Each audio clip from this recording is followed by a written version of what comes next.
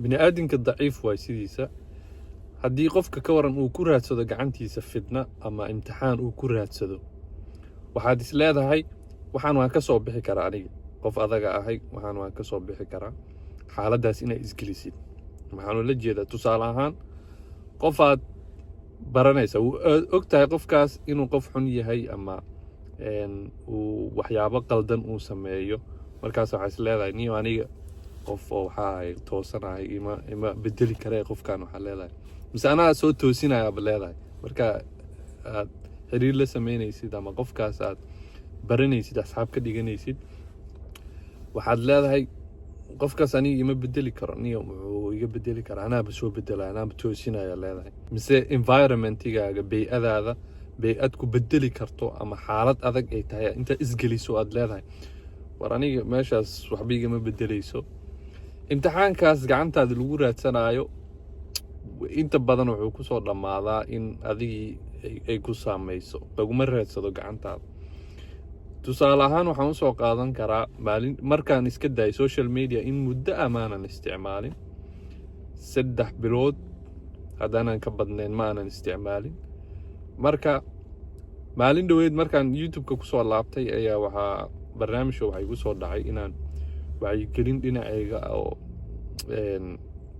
qabyaaladii iyo cunsuriyadii inaan ka hadlo markaasaan waxaan samaystay tiktok ilaan fiiri qof dadkoo dhan hadday dhahaan aniga waxba kama bedeli kari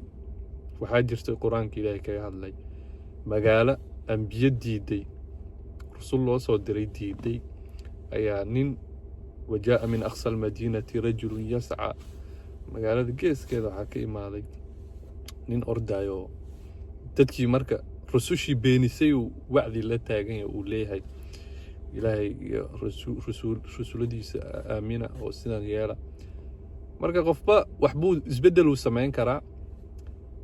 laakiin haddana waxaan ka ordaayay social mediaha muuqaaladan gaagaaban iyo dhibaatadaasaan ka ordaayay markii hore baan iskaga daayay hadda marka waxay u muuqataa inaan imtixaankii isgeliyey oo daciifnimadayda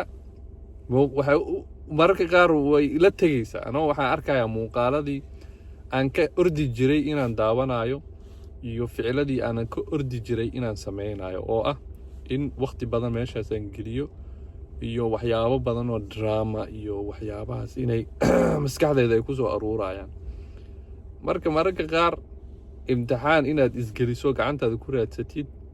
waa gacantaada isku dil qofkan siduu yahay ku dooro siduu yahay haddaa ku dooratid waa sidaas ama waa ka tegaysa ama siduu yahay ku dooranaysa mise inaad isdhahdid xaaladan ima bedeli karto ama qofkan ima bedeli karo ama anaaba bedelayo haddii aad awooddaas isbiddo waxay u muuqanaysaa in imtixaan gacantaada ku raadsatay aanan wanaagsaneyn fadlan ilaa dhammaadka haddaa soo gaartay muuqaalkan like saar channelkana ku soo biir assalaamu calaykum